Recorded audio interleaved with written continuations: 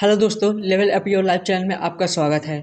आज हम बात करने वाले हैं दुनिया की सबसे बेस्ट बुक का, जिसका नाम है फ्रॉम फेलियर टू सक्सेस और जिसके राइटर हैं मार्टिन मीडो। चैनल पर नए हैं तो वीडियो में खोने से पहले चैनल को सब्सक्राइब कर लीजिए, क्योंकि हम हमेशा ऐसे ही बेस्ट बुक समरी आपके लिए लाते रहते हैं। यह किताब हमें सिखाती है कि असफलताओं से कैसे सीखें, उनसे कैसे पार पाएं और अल्टीमेट सफलता के लिए कैसे तैयार हों। किताब बताती है कि विफलता क्या है और इससे क्रिएटिव तरीके से कैसे निपटा जाए, जो आपको सफलता प्राप्त करने में मदद करेगी। आगे बढ़ें और असफलता को नए पर्सपेक्टिव में देखें। आप कितनी बार फेल हुए और निराशा से हार मान ली। कितनी बार फेलियर आपके रिजल्ट को बर्बाद कर देती है। सिर्फ बार बार फेल होने से बचने के लिए थोड़ी उम्मीद के साथ कुछ बदल सकता है। परिचय। किताब से पता चलता है कि हार असल में क्या है और इससे क्रिएटिव तरीके से कैसे निपटे, जो आपको सफलता हासिल करने में मदद करेगी। लेखक ने अपनी ज़िंदगी में कई बार फेलियर्स का सामना किया है। किताब में उन्होंने बड़े एक्सपीरियंस को बताया है कि कैसे उन्होंने एक दोस्त के हार को बदल दिया और आखिरकार वह सफलता हासिल की, जो वह सालों तक करने में हार रहे थे। हार जिंदगी की एक सच्चाई है। आप उस पर गुस्सा हो सकते हैं या उससे दोस्ती कर सकते हैं और इसे अपनी ज़िंदगी को बदलने के लिए एक टूल के रूप में इस्तेमाल कर सकते हैं। इसके बजाय अगर आप क्रिएटिव अप्रोच अपनाना चाहते हैं तो यह किताब आपकी मदद करेगी।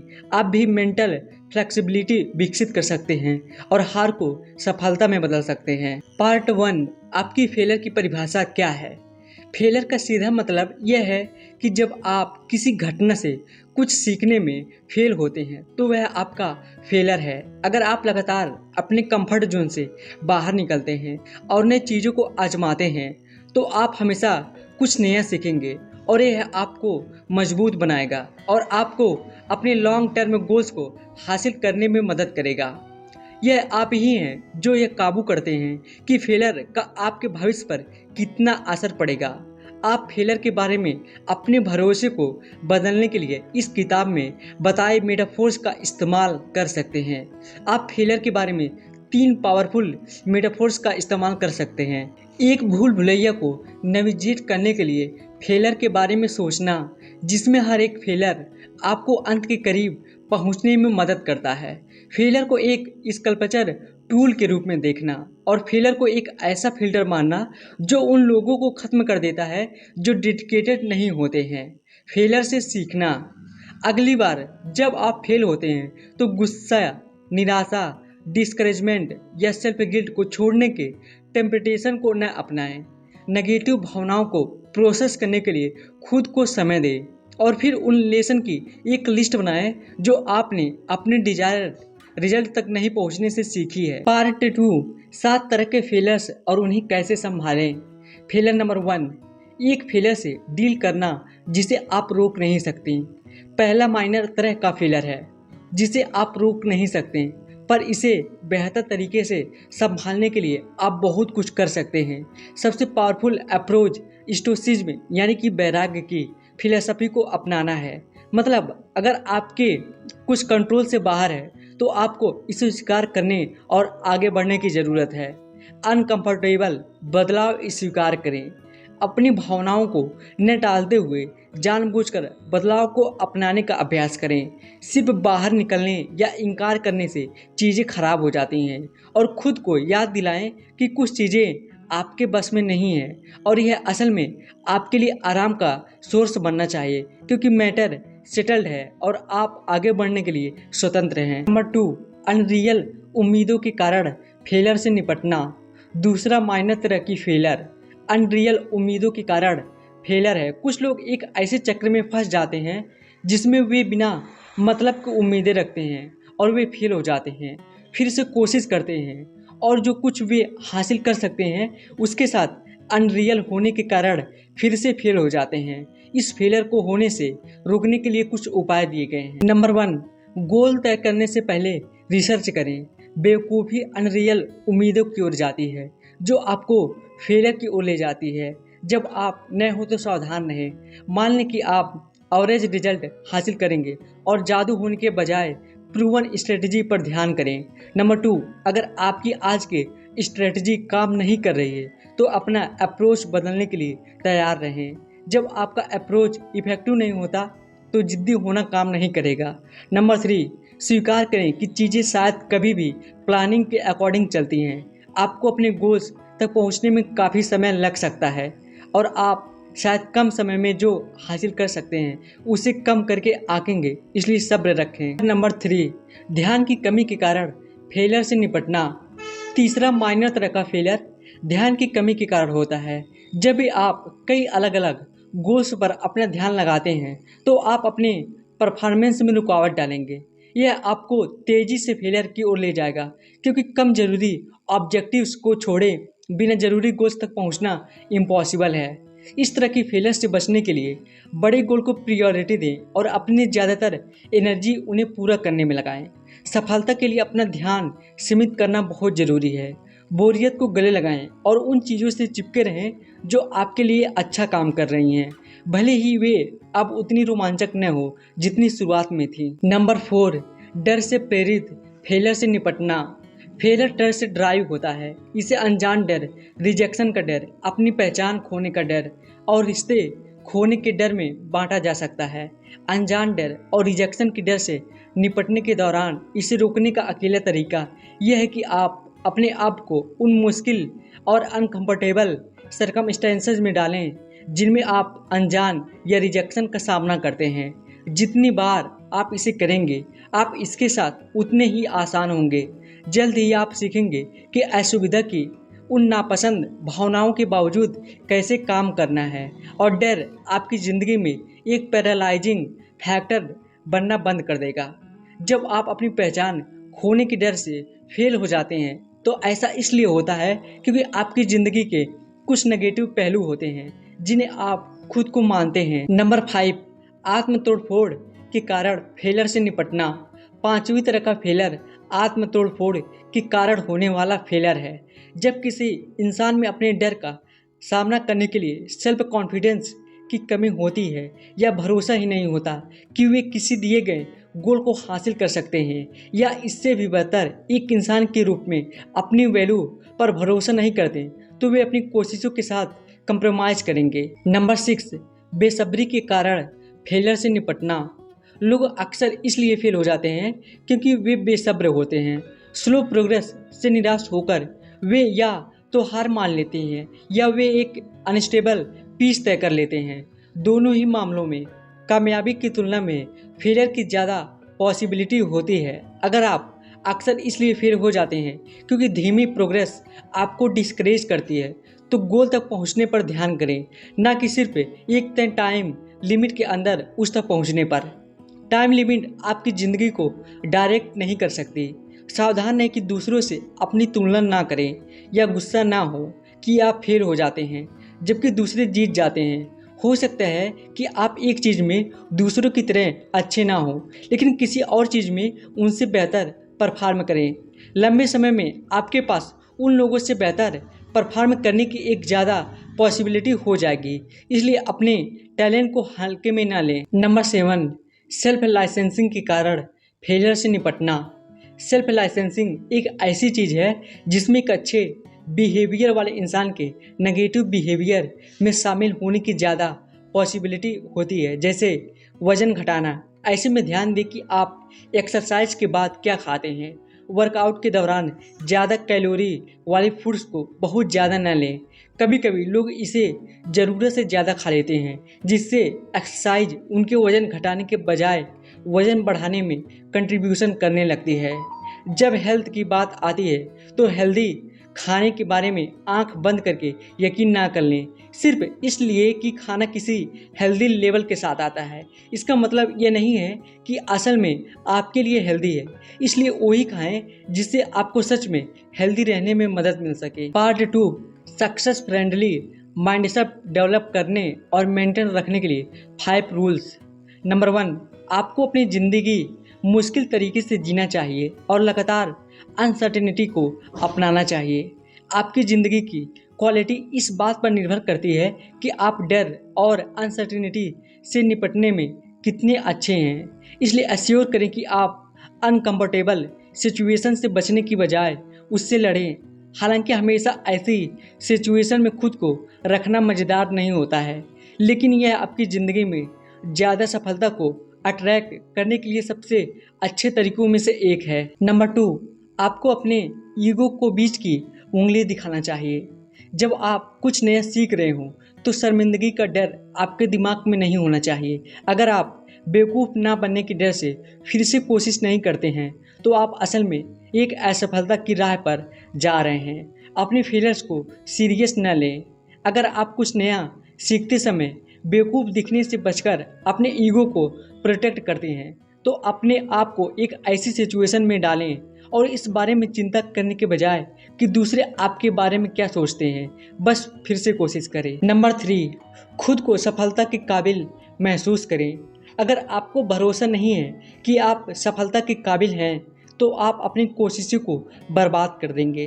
अगर आप अपने डेवलपमेंट को लिमिट करते हैं कि कहीं आपके आगे बढ़ने से दूसरों को कोई तकलीफ पहुँचे, तो अपने आप को याद दिलाएं कि एक बेहतर इंसान बनने से आपकी उनकी मदद करने के लिए ज़्यादा रिसोर्स मिल सकेंगे। अगर आप अपनी ताकत को नहीं पहचानते हैं तो अपनी इंस्पायरेशन, स्ट्रेंथ, रिलेशनशिप और बाकी अच्छाइयों की एक लिस्ट बनाएं जो आपके गोल को हासिल करने में आपकी मदद कर सके। फिर उन पिछली सिचुएशन के बारे में सोचें जिन्हें आपने सॉल्व किया है और उनके लिए थैंकफुल हो जाएं। ऐसा करने से आप महसूस करेंगे कि आप कामयाब बनने के लायक हैं। नंबर 4, आपको पर्सनल जिम्मेदारी लेनी होगी। अपनी हर सक्सेस और फेलियर के लिए पर्सनल जिम्मेदारी लें।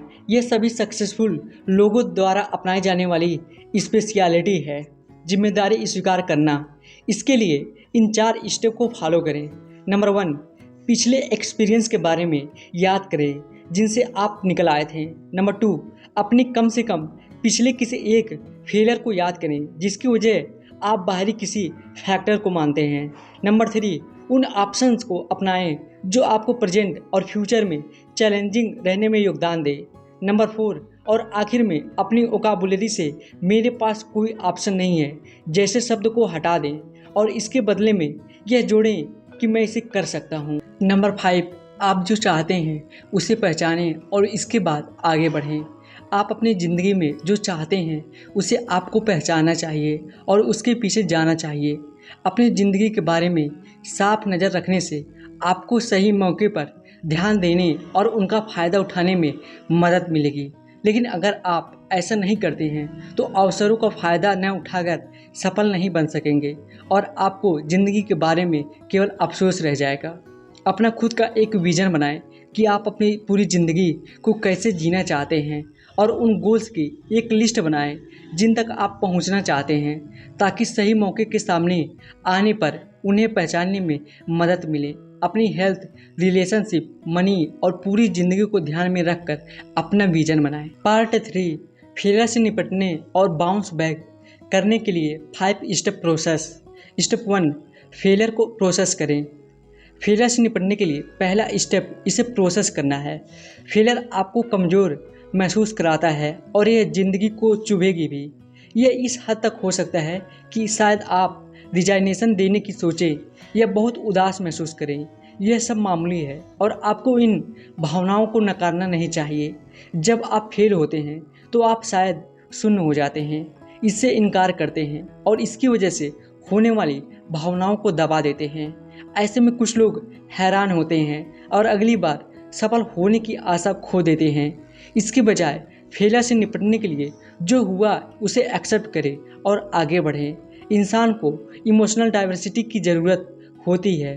फेलियर के बाद उदासी या डिस्करेजमेंट आखिर में एक अलग स्टेट में बदल जाता है। सबसे अलग पॉसिबिलिटी होती है कि यह गुस्से में बदल जाए। स्टेप 2, अपने आप को माफ़ करें। फेलियर से निपटने के लिए दूसरा स्टेप खुद को माफ़ करना है। कुछ लोग जो फेलियर का एक्सपीरियंस करते हैं वे खुद से नफरत करना शुरू कर देते हैं, जबकि यह बिल्कुल भी सही नहीं है। आपको अपनी हार के लिए खुद को माफ़ करके अपना सेल्फ कॉन्फिडेंस वापस हासिल करना चाहिए। सेल्फ क्रिटिसिज्म को सेल्फ कंपैशन में बदलना सीखना चाहिए। फेलियर से निपटने और नए सेल्फ कॉन्फिडेंस को वापस हासिल करने के लिए ज़रूरी है। स्टेप 3, अपनी दशा बदलें। फेलियर से निपटने के लिए तीसरा स्टेप अपने इमोशनल स्टेट को बदलना है। फेलियर को सफलता में बदलने के लिए उस जैसे फैसले लें और उन पर डटे रहें। इससे बचने के लिए एक ऐसी एक्टिविटीज़ में शामिल हो जो दिमाग से फेलियर्स को हटा देने में मदद करे, क्योंकि घर में रहने और फेलियर पर गुस्सा करने से कुछ भी बदलने वाला नहीं है। स्टेप 4, इससे सीखें।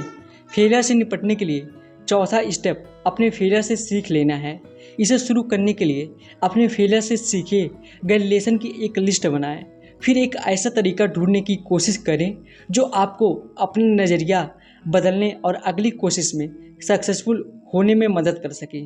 फेलियर से ज़रूरी सबक की पहचान करने के लिए जितना आपको चाहिए उतना समय लें।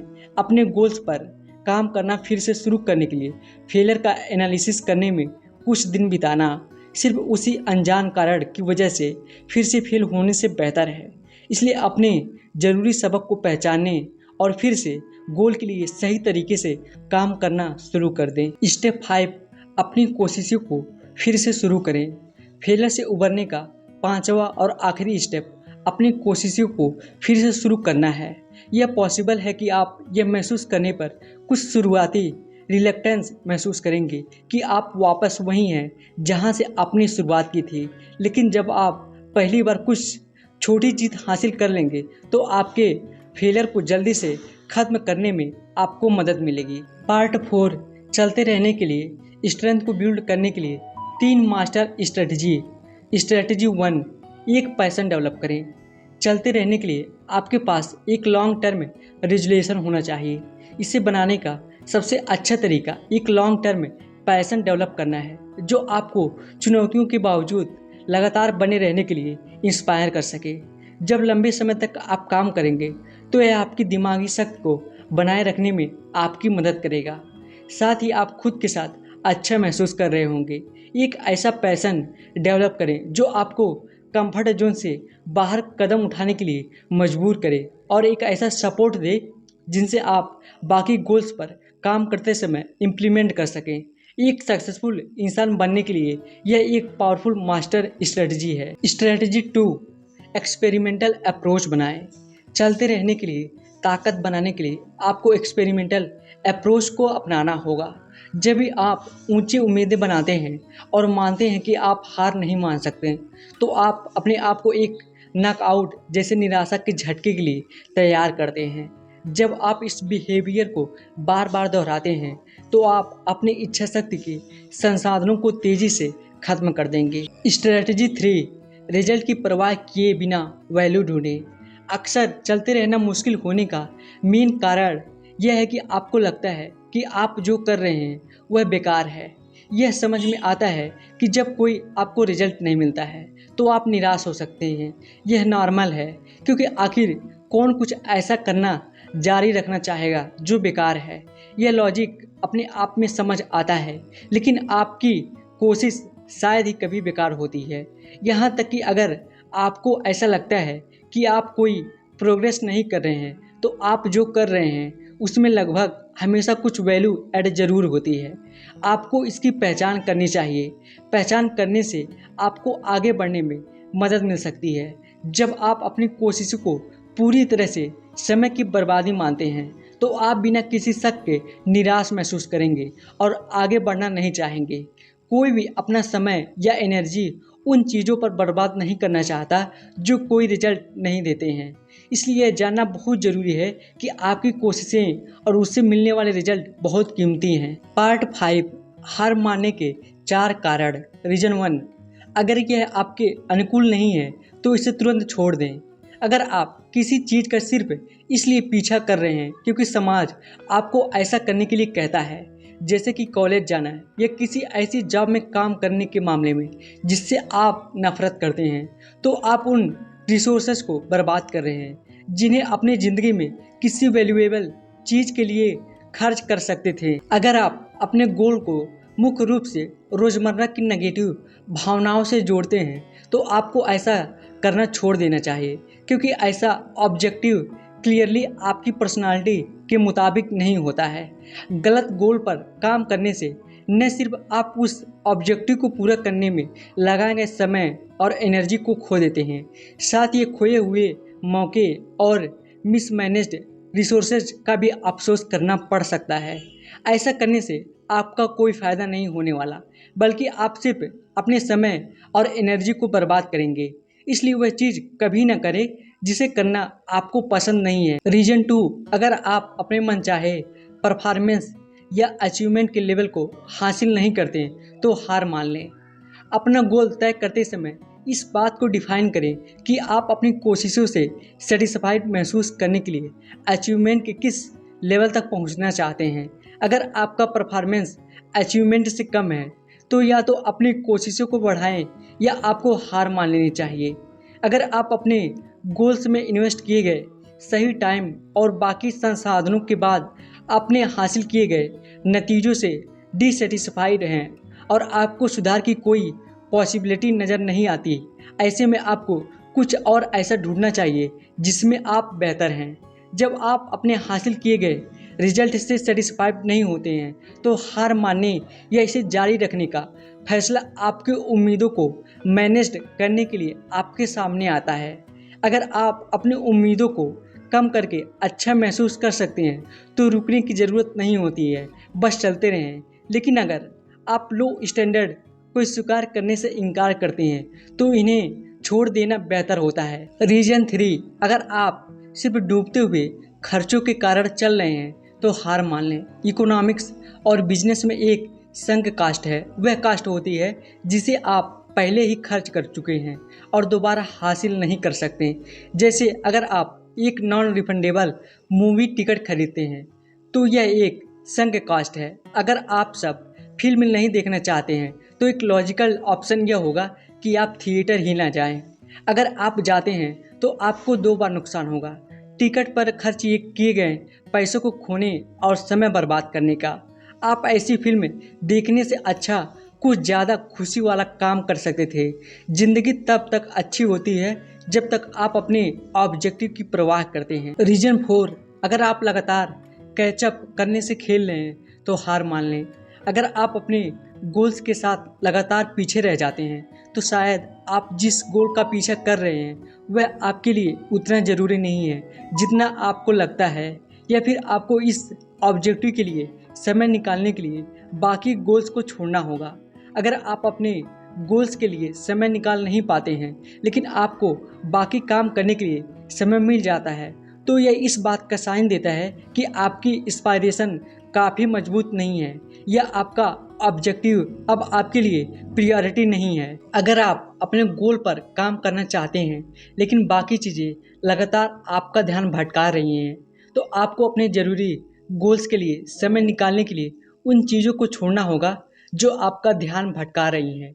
जिस तरह एक साथ कई काम करने की कोशिश करने से आपका परफॉर्मेंस कम हो जाता है, उसी तरह बहुत से गोल्स का पीछा करने से भी आपका परफॉर्मेंस लेवल बहुत कम हो जाता है। अगर आप लगातार अपने गोल्स के साथ कैचअप खेल रहे हैं, अगर आप बाकी चीज़ों के लिए समय निकाल सकते हैं लेकिन शायद ही कभी अपने ज़रूरी गोल्स के लिए समय नहीं निकाल पा रहे हैं तो शायद अब आप उस गोल की परवाह नहीं करते हैं जैसा आप पहले करते थे। तो दोस्तों, उम्मीद करता हूँ इस बुक समरी से आपको ज़रूर कुछ न कुछ सीखने को मिला होगा और ये बुक समरी आपको कैसी लगी हमें कमेंट में लिख के बता सकते हैं। उसके बाद मिलते हैं नेक्स्ट वीडियो में एक और बेस्ट बुक समरी के साथ। Thank you so much.